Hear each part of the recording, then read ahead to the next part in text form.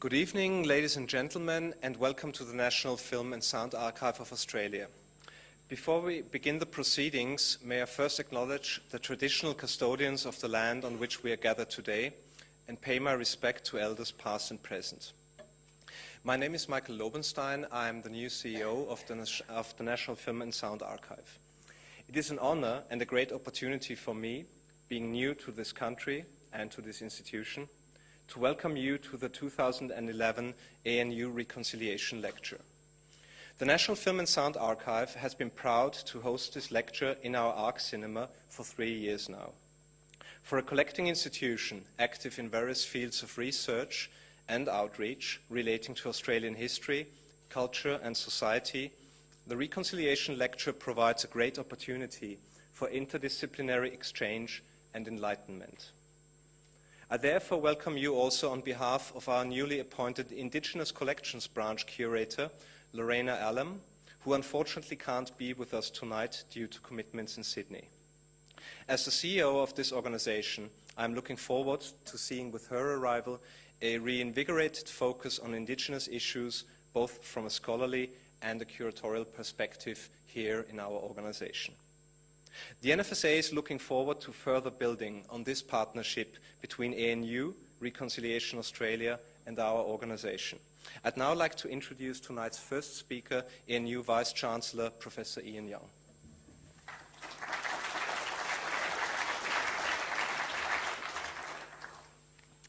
Well, thank you, Michael. Ladies and gentlemen, could I firstly join with Michael and acknowledge and celebrate the first Australians on whose traditional lands we meet and whose cultures are among the oldest continuing cultures in human history. I'd like to welcome you all to the 8th Annual ANU Reconciliation Lecture, a series of lectures which has been the university's showcase reconciliation event in its annual calendar. The aim of this lecture series is to provoke thought and discussion among the broader community about the relationships between Indigenous and non-Indigenous Australians as the country strives for a genuine, meaningful reconciliation. Previous distinguished Australians who have delivered this lecture in the past include the father of reconciliation, Patrick Dobson, Indigenous activist and comedian Mark Bin Bakar, the Honourable Elizabeth Evatt AC, renowned actor Jack Thompson, and human rights law activist Professor Mick Dodson during his tenure as 2009 Australian of the Year. One of the ways in which the Australian National University demonstrates its commitment to reconciliation, in addition to this ANU Reconciliation Lecture, is through our Reconciliation Action Plan, or RAP. As the first institution to adopt a university-wide RAP, ANU has in many respects led the way in terms of its prioritisation of Indigenous research and education and its dedication to enhancing Indigenous employment and community outreach. Reconciliation action plans are the brainchild of Reconciliation Australia, which, along with the National Film and Sound Archive, have partnered with ANU to bring this event to you this evening. I'd also like to thank the university centres that assisted with the organisation of this event, the ANU National Centre for Indigenous Studies and the ANU College of Law. My final and indeed most important task this evening is to introduce our eminent speaker, although for many of you he will require no introduction. Professor Tim Flannery is an internationally acclaimed scientist, explorer and conservationist, and one of Australia's leading writers on climate change. In 2007 he was named Australian of the Year. He has held academic positions at the University of Adelaide as a professor, as director of the South Australian Museum in Adelaide, principal research scientist at the Australian Museum, and as the visiting chair in Australian Studies at Harvard University. He is currently the Chief Commissioner of the Climate Commission. Tonight he will address us about reconciliation in an era of globalisation. Ladies and gentlemen, it is my great pleasure to invite Professor Tim Flannery to deliver the 2011 ANU Reconciliation Lecture.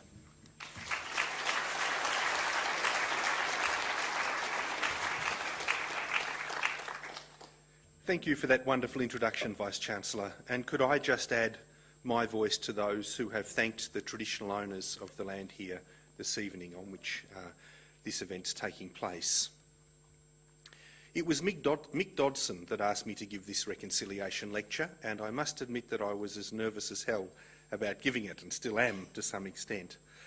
They're big boots to follow. I'm not an Indigenous Australian, but I do feel very passionately about the subject of reconciliation. And I feel passionately about it because one of the themes that I want to draw out this evening is the great attachment of Indigenous Australasians with their land.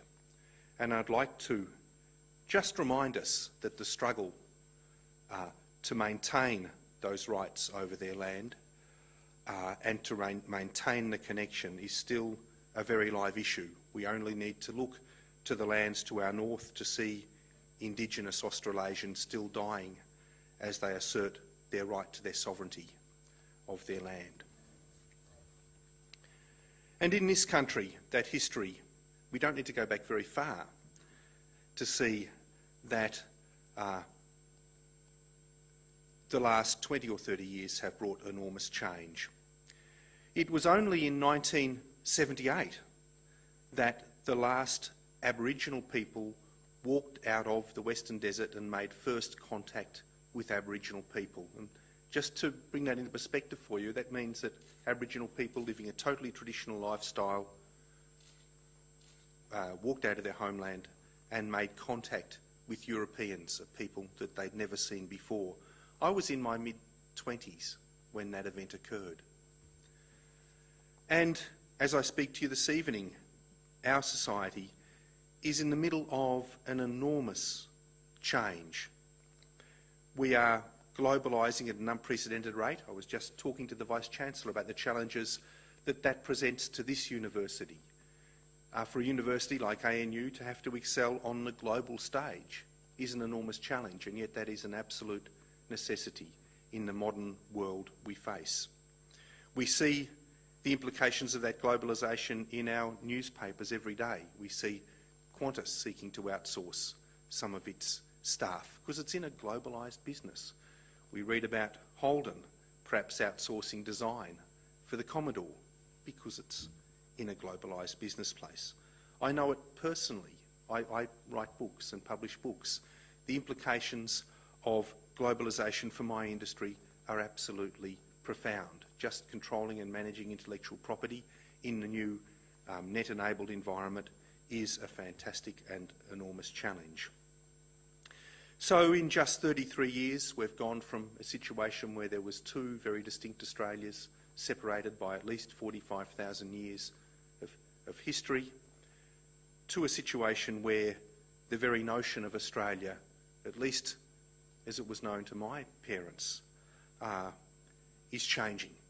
We are all becoming part of this great globalised enterprise known as humanity. The big challenges we face, of course, at this time are also global challenges. The nation alone can't rise to the sort of challenges that we need to face today, having the creation of a stable global economy, dealing with the issues of climate change, dealing with issues of equity across all people in our world. Those are issues that nations can no longer deal with effectively. They need to collaborate. We need a globalised approach if we're to deal with them. And many of the other issues we deal with, of course, are too small to be dealt with effectively at the national level. Issues around our communities and so forth. So that's the context in which I'm giving this reconciliation lecture, one in which I'm rather unsure whether we should be talking about reconciliation between Indigenous and non-Indigenous Australians, or reconciliation between all Australians and the rest of the world, or reconciliation perhaps between all of humanity and the planet we live on. Perhaps reconciliation needs to reflect in this modern age all of those strands. But I want to begin, at least, with a personal recollection which I think has great relevance to reconciliation between Indigenous and non-Indigenous Australians. I grew up in Melbourne. I was born in 1956, and I don't recall seeing an Aboriginal person at all until I was in my late teenage years. I'm sure there was Aboriginal people in Melbourne, I just happened not to meet them. But I did grow up with a very acute awareness of the fact that this had been Aboriginal land, that Melbourne had been Aboriginal land. And that came in part because I love the beach, I'd go down to the beach. I loved the natural history of the coastal environment. And I remember whenever I went down to the beach, I'd find lots of shells, mussel shells, bones of fish and other sorts of things perched up on top of the cliffs around Sandringham, where I grew up. They were clear evidence of a long Aboriginal occupation in that area. And I was at a total loss to imagine what happened to those Aboriginal people. There was nothing taught in the classroom that I'm aware of or recall. There was certainly nothing talked about around the dinner table or among friends as to what happened to those people. I didn't know whether they disappeared 100 years ago or 1,000 years ago. And it was only early this year, really, that I got a first-hand insight into what happened to those people.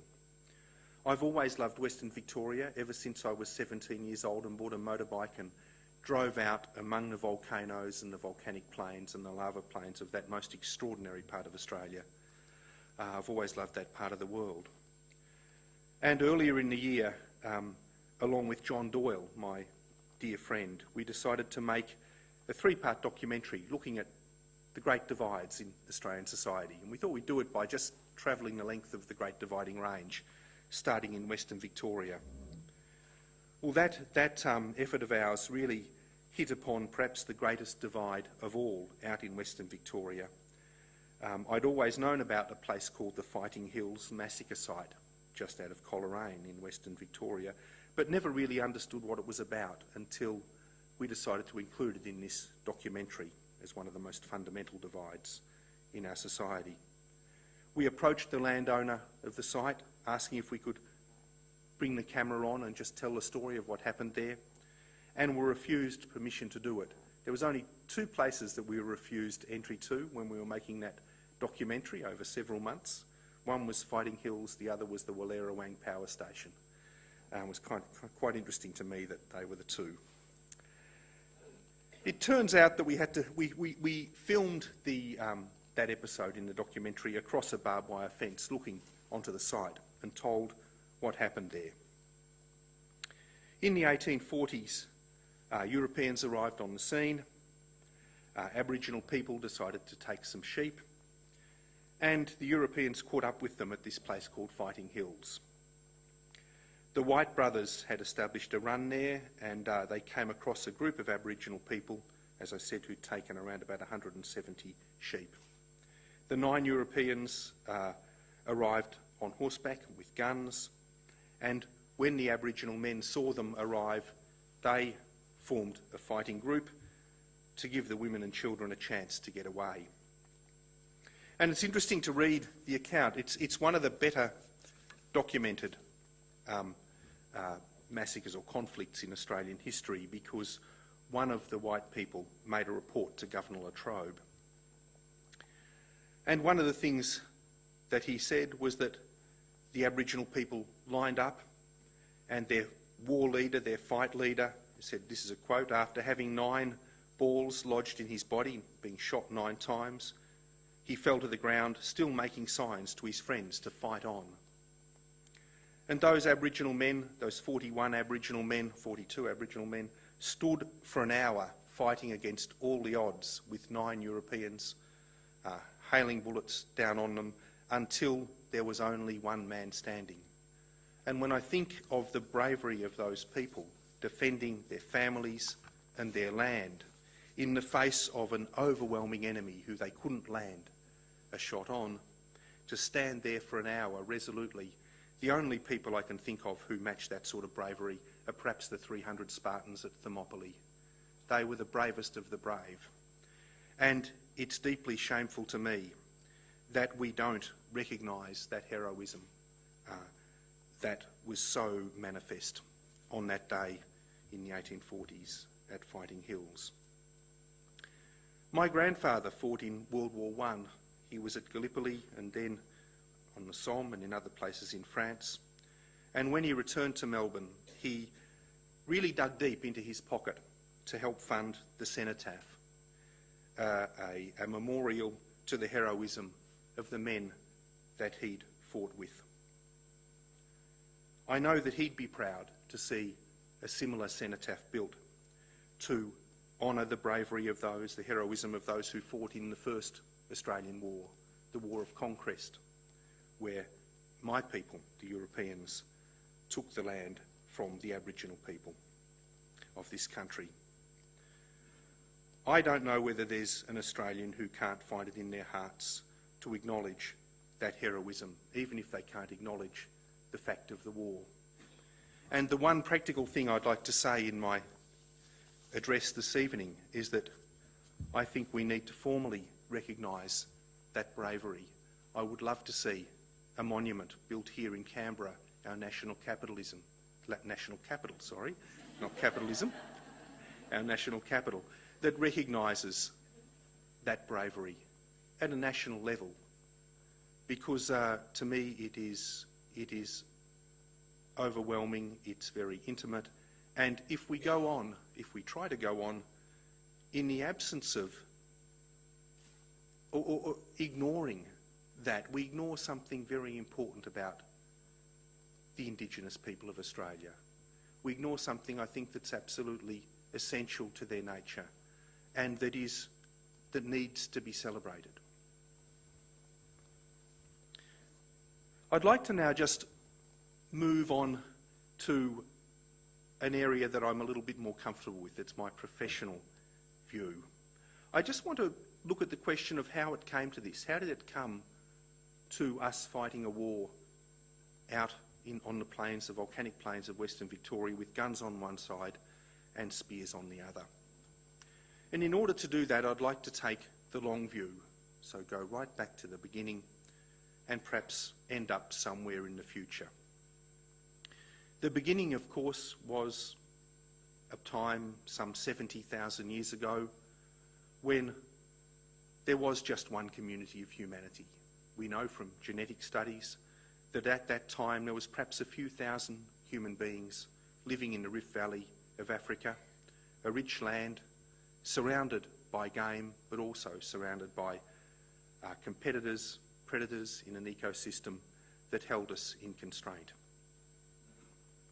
At some time, perhaps 50, 60,000 years ago, one group of people set out to leave Africa and would eventually colonise much of the coast of Asia and through into Australia and Australasia. That group of people, as far as we can tell, were using coastal resources. They'd found ways to harvest shellfish and eat fish and so forth. And so the coast was more of a highway than a barrier to them.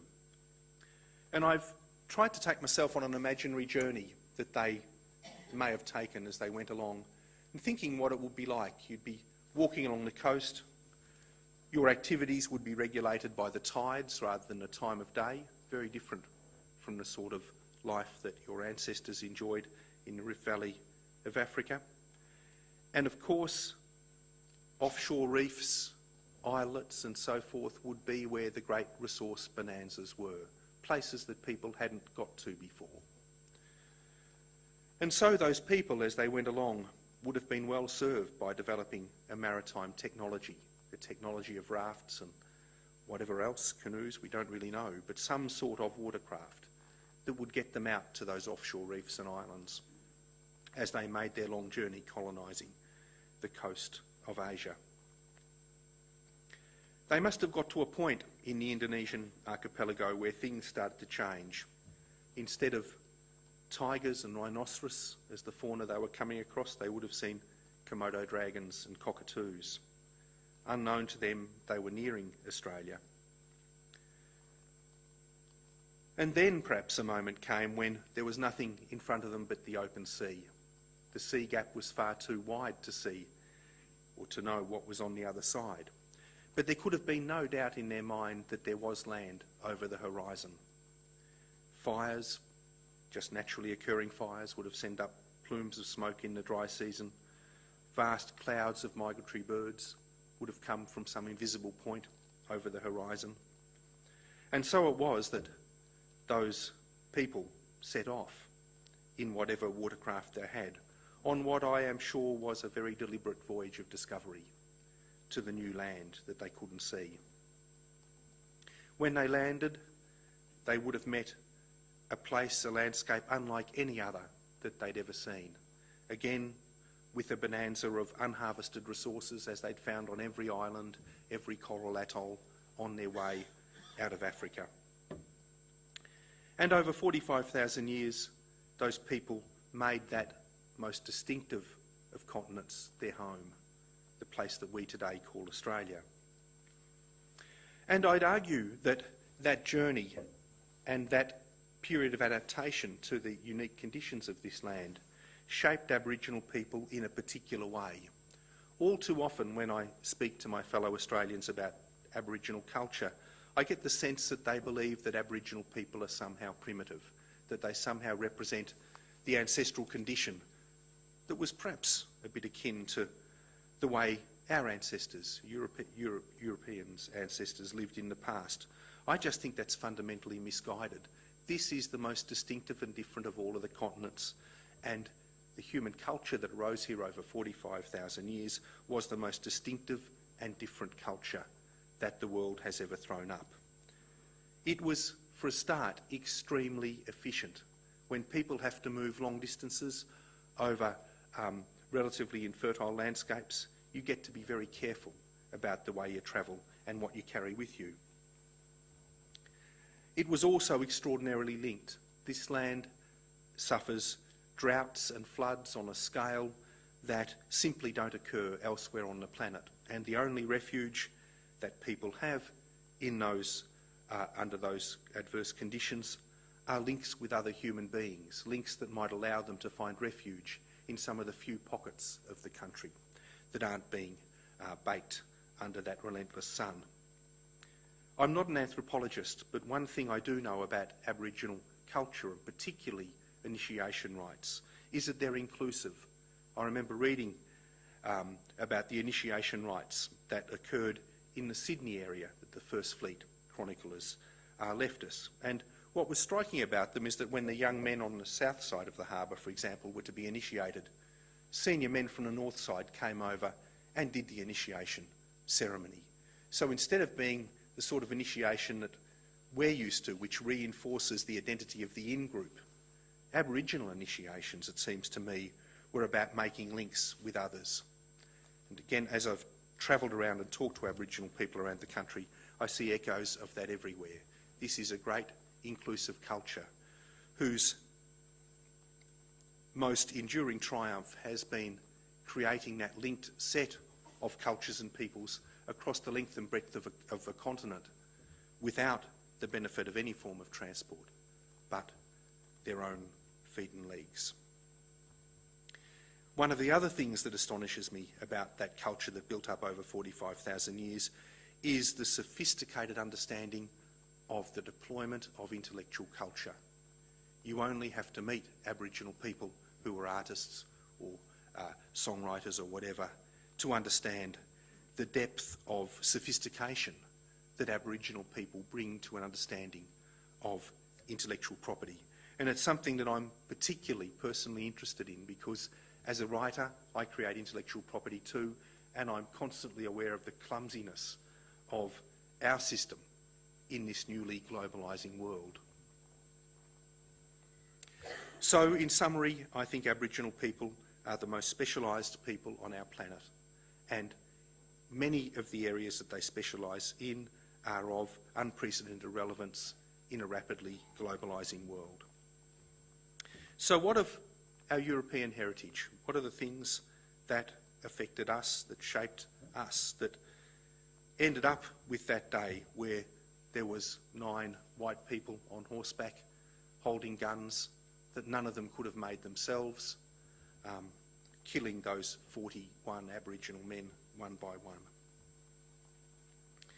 The big advent, the big thing that happened to us really was the advent of agriculture. It was something that wasn't invented in Europe. It came from West Asia, swept through Europe and caused enormous changes to our society. All of a sudden our ancestors could live in a settled state, could live in a settled village at densities far greater than could have been maintained previously. Agriculture, crops, animals did that for them. And with that shift, of course, came two things: starvation and new epidemic diseases. We know from looking at the skeletons of our early agricultural ancestors what a hard lifestyle it was in some ways. They couldn't access the balanced diet of food, the balanced diet that hunter-gatherers could, and so they became stunted. And also we see that the diseases, the poxes of cattle and sheep and so forth, took up a new residence in the human body and so caused further problems to them. It's really telling to me, you know, that when John Batman and those convicts, who were all still pretty stunted Europeans, arrived in what is now Melbourne in the 1830s and met the Jagga brothers, who they got to sign the deed to pass over ownership of the land to the Europeans. Batman notes with absolute awe that the three Jagga brothers were 6'2", 6'2", and 6'4". They were healthy hunter-gatherers, big, competent men who hadn't suffered the travails that come with the development of agriculture. One thing that agriculture does bring to people is the opportunity to specialise. It brings what Adam Smith called the division of labour. And that has both benefits and costs. The benefit is that we can be armed with a gun that we can't make. We can own many things that nobody knows how to make, no single individual knows how to make, and derive the benefits from that. But what does it do to the person? I just want to read from Adam Smith here when he was talking about the division of labour and what happens in a factory where someone does the one job over and over. Smith said, "The man whose whole life is spent in performing a few simple operations generally becomes as stupid and ignorant as it is possible for a fellow human creature to become. The torpor of his mind renders him not only incapable of relishing or bearing a part in any rational conversation, but of conceiving any generous, noble or tender sentiment. Of the great and extensive interests of his own country he is altogether incapable of judging, and unless very particular pains have been taken to render him otherwise, he is equally incapable of defending his country in war." So you can imagine those first fleeters who may have come from a situation where they did one simple job repetitiously over and over, meeting Aboriginal people in Botany Bay or Melbourne or wherever you want to think about it. And think about the different lives of those people. The Aboriginal man or woman gets up every day, has to find their own food, has to make their own tools, has to make their own shelter, has to be their own law, has to be their own army, has to be their own teacher of their children. That is a challenging and immensely fulfilling life that uses every iota of the capacity that a human being has. To sit there in the pin factory, fastening the heads on pins, as Adam Smith pointed out, doesn't do that. And over time, over 10,000 years, I think that has had its consequences. It's created a group of human beings, a culture, which, when I compare them with Aboriginal people, we're like white rabbits taken out of a cage and put on the plains of Africa. We can't cope with the complexity of doing everything for ourselves. But united, it's created a culture which is absolutely unbeatable. So together, we are a force which has really taken over the world, but as individuals, we're far less competent than the Aboriginal people whose land we now prosper on.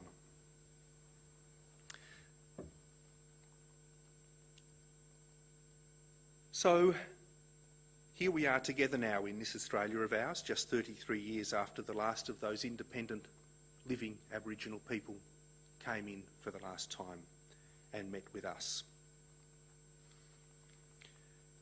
And the world, as I'd mentioned, is changing tremendously quickly.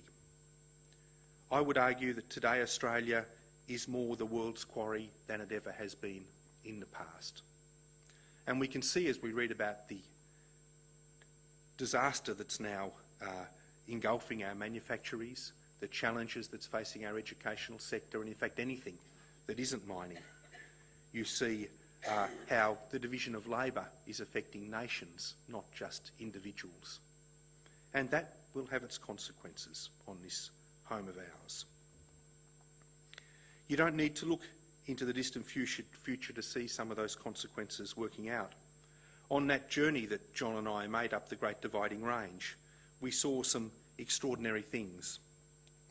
On the Western Darling Downs, we saw farmers who had had to destock their pastoral properties because cowboys in the coal seam gas industry had been leaving gates open, knocking down fences and leaving open trenches in their paddocks. So farmers who, in the breadbasket of the country effectively, couldn't continue with their enterprises because Australia is more of a quarry now than it ever has been in the past. We met Aboriginal communities on Cape York, places like Arakoon, who were having their own struggles with mining companies. They naively believed, well, I shouldn't say naively, but they believed that they owned the land. They were Aboriginal people who I don't think would ever acknowledge that they were defeated in the battle with the Europeans. But they find now that, in fact, they've got to go through the courts to get land rights, much to their amusement. And those land rights don't give them everything that they would have hoped for, doesn't give them control over the minerals under their land. And so there are conflicts there. We also visited the town of Alpha in central Queensland, which is the centre of an enormous new coal mining enterprise. That was really the most interesting moment of the trip for me, because we came into Alpha not expecting even to film, but discovered, or the barmaid at the pub told us, she said, you know, my land valuation in the last 12 months has gone up from $3,000 to $90,000 in 1 year as a result of all of the mining activities and interests that were happening up there. We heard that the very pub we had the lunch in had been bought for $1 million last year by an Indian gentleman, and that everyone thought he was mad for paying that amount of money for the place. He sold it this year for $6 million. It's this gold rush just washing through the community. We met an old cattle grazier up there in his 70s who said, well, my dad discovered coal here. I was with him. We were digging a well for the cows when I was a young fella. We found coal, and Dad said, don't ever tell anyone it's there, it'll be the end of us. He said, well, they found out now. They must have looked down the well and found the coal, and we're all ruined. So we also met some environmentalists who'd spent 20 years of their life protecting an area of rare box woodland with lots of indigenous animals, plants found there, and very few other areas that was also slated to be developed into a coal mine. As we made that journey, one thing I realised was that these changes that we're seeing have the capacity to unite Australians in a way that we've never been united before. I don't want to make a political speech, but what I did see as I made that journey through rural Australia up the Great Divide was that none of the political parties fully represent the confluence of interest of those people. And it was interesting, you know, they don't even see the confluence of interest that unites them all that clearly. That old farmer I was talking about who dug the well and Dad had found the coal, I said to him, well, you know, you've got quite a lot in common with the Greens, with the environmentalists. And he said, no, I don't. And he blustered and blowed about it and said nothing at all to do with them. And I said, well, why is that? It seems to me you've got some pretty common interest. And he stood there and stumped about and said, well, they're Tasmanians, we're Queenslanders.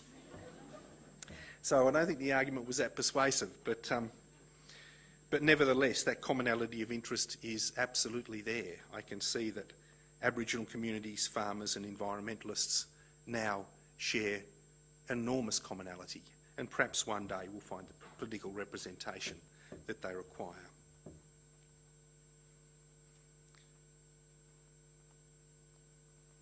Having said that, I think that old animosities do die hard when we think about what might be required for those groups to cooperate.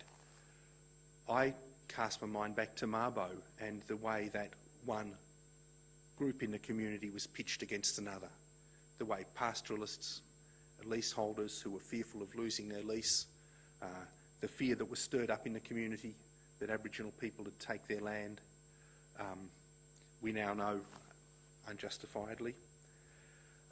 Those old animosities are going to be hard, are going to be difficult to overcome. And some of the animosity, of course, goes even deeper than that. but I do think that Australians have a good chance of doing so. And one of the things that will help them, I think, or assist people in forming those common bonds, those bonds, are some of the opportunities that exist in this new era of globalisation. I'm the Climate Commissioner for the country, and I do go around speaking to community groups all around the nation, and we see those opportunities really as front and centre. Sure, there's a lot of challenges as well. The warming that the nation, the country is currently experiencing brings particular challenges to some of those rural groups, Indigenous communities without adequate protection from the extremes of climate, people who work outside, either on cattle or wherever else.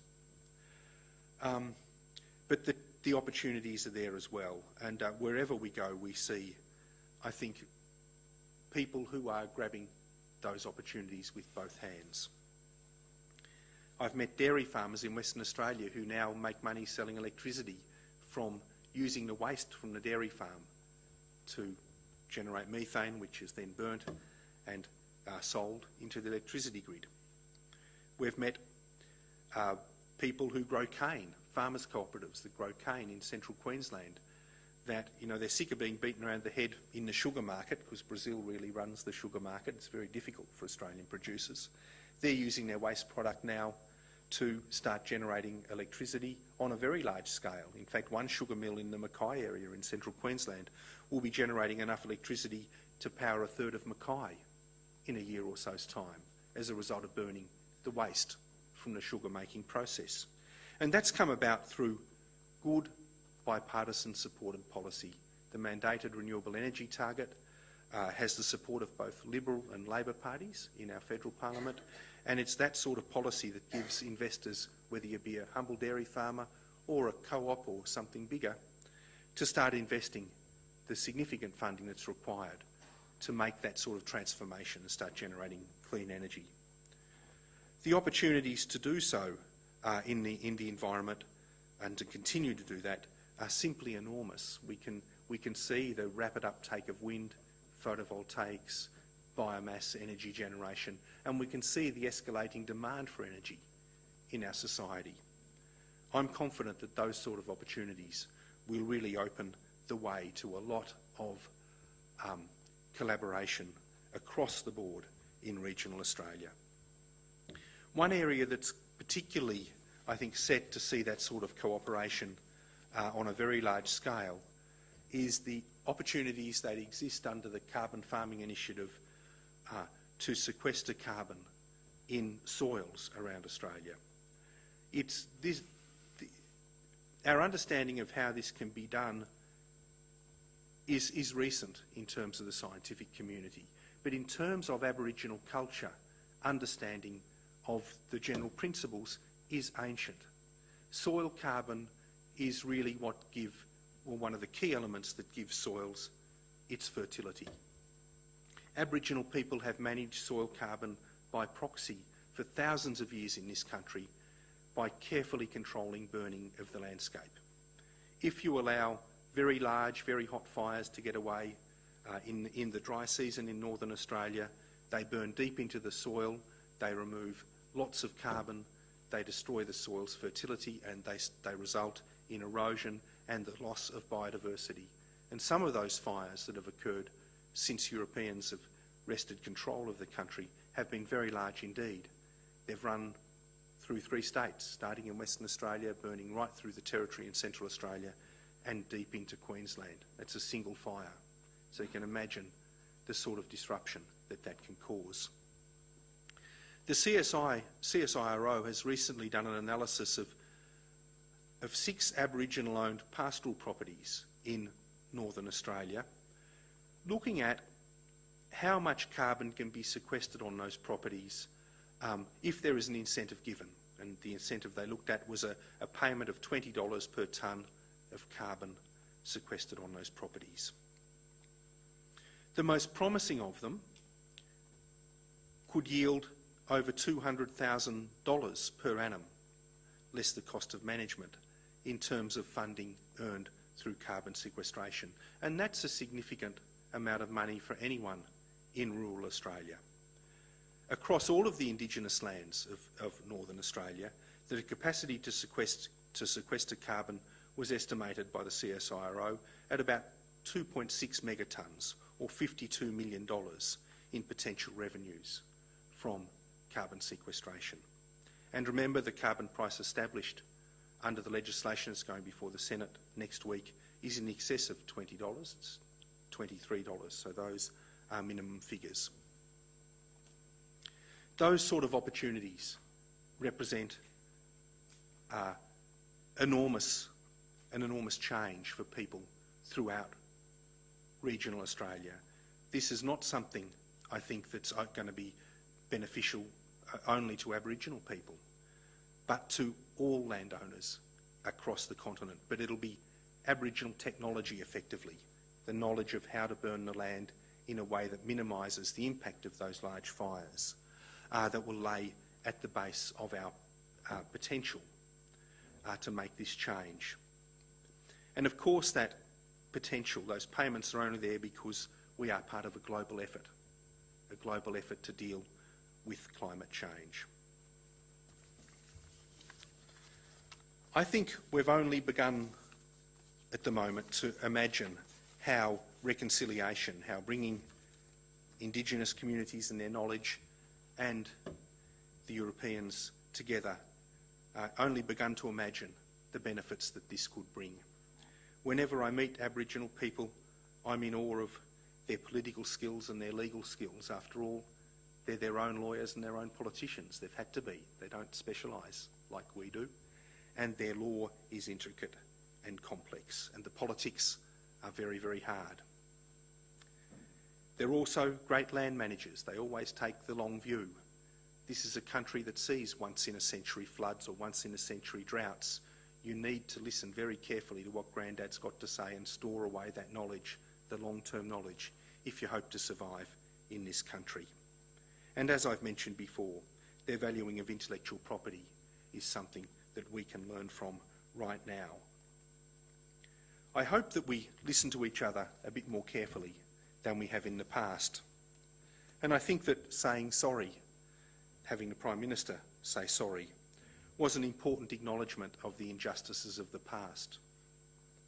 I would argue, though, that unless we go to the heart of this matter, unless we go to that first war that was fought, that ended up in a transfer of the land from one people to another, and recognise the bravery and sacrifice of those who fought in that war, it's going to be very, very difficult for us to reconcile with each other, and therefore for us to play our part in this increasingly globalised future. Thank you very much.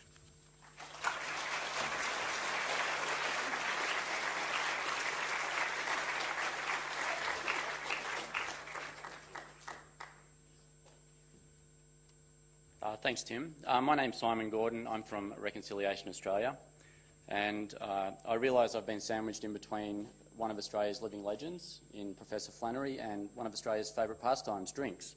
So I will keep this very brief.